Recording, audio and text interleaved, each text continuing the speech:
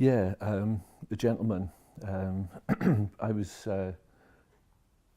going in to see, and it was just to enable him to get up, have a shower, and get dressed and prepare food for himself to get him back on his feet. But he suffered awful with anxieties, and most days I could go there and he'd be in bed, he'd be wrapped up in his quilt. I'm not getting up, I'm not getting up. I said, well, why don't you feel like you can get up? He said, I just don't want to get up, I can't face things. He said, and over a period of a couple of weeks, I just go in and I cleared it with the office because I was finding that the half-hour call wasn't enough. And even though I wasn't able to assist him in getting up, getting showered, getting dressed, it was talking to him. It was getting to know how he was feeling, why he was feeling like he was. And he did say to me the one time, he said, well, you understand how I feel. And I said, well, I suffer with anxieties. I said, so, and I said, what I said annoys me is people go, what's the matter with you? I don't know myself. So that brings on more anxieties. And I said, then I can start getting more upset. And I said, I just wish people would say, come on, what do you fancy doing today? And if I say, I don't know, then they say, well, should we try this? And so it was just building up that relationship and finding out what he used to like doing. What was his, the most pleasure he got out of doing so. And he said when his wife was alive, they think nothing of catching a train or catching a bus to Newport or Cardiff, and they'd walk from Cardiff back to Newport. And they'd stop off in different places, and then they might catch the bus back. They'd do it every day. Rain or shine, he would be out. And I just turned it round on his head and I said, well, what would your wife say to you now if she was here? Oh, she'd tell me I was being oh, I can't repeat what he said, but he said she'd tell me that, you know, she'd give me a kick up the backside. And I said, well, imagine me as your wife, I'll give you a kick up the backside. And he said, well, how did you get over how you felt? I said, it was my nan.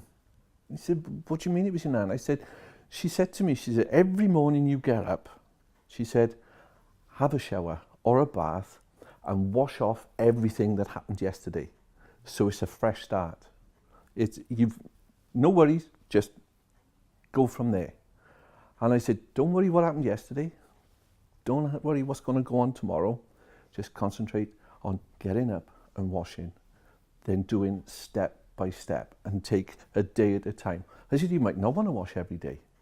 I said, that's fine.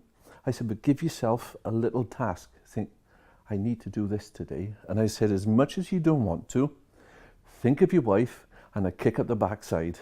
And I said, I think of my nan. I said, there's days now. I said, that I feel, oh, I don't want to get up. But I said, my nan comes into my head. And I said, that just puts a smile on my face. And I said, on I go. And it was nice. The following day after, I went there the one day and I shouted upstairs and he said, I'm in the shower. So I took me aback a bit. I wasn't expecting, that was something new for me because I'd never actually seen him have a shower.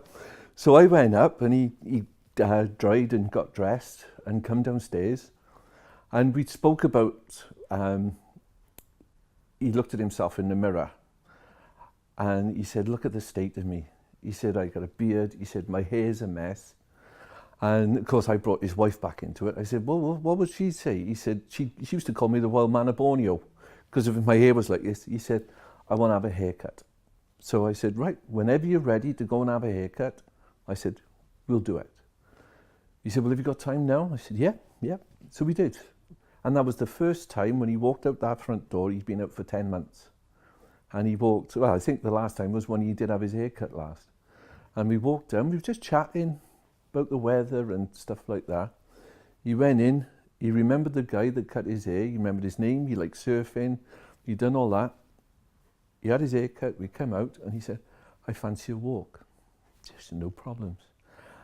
And everybody that we walked by, he said morning or and hello to, and they replied back. And he actually met his neighbours. He spoke to his neighbours for the first time in ages. And we got back, and he said, I enjoyed that. He said, thank you very much. And he said, sit down, I'll make us a cup of tea.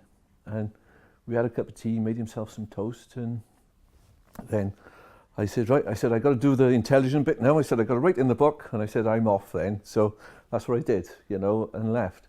And yeah, after that, he'd have good days, and he'd have bad days. But it was what I hoped was, by talking to him, find out what he said, it enabled him to focus on what was good, or what used to be good, and he could use that to carry on. So yeah, and that's the part of the job that I really enjoy, and a lot of people don't see, you know, and to be honest, you don't see it yourself. It's just day-to-day stuff. It wasn't until I spoke to my manager, and she said, yeah, this is what we need more of, is stories like that. And but yeah, I could talk forever about my job. Sorry, I love it. I really enjoy it.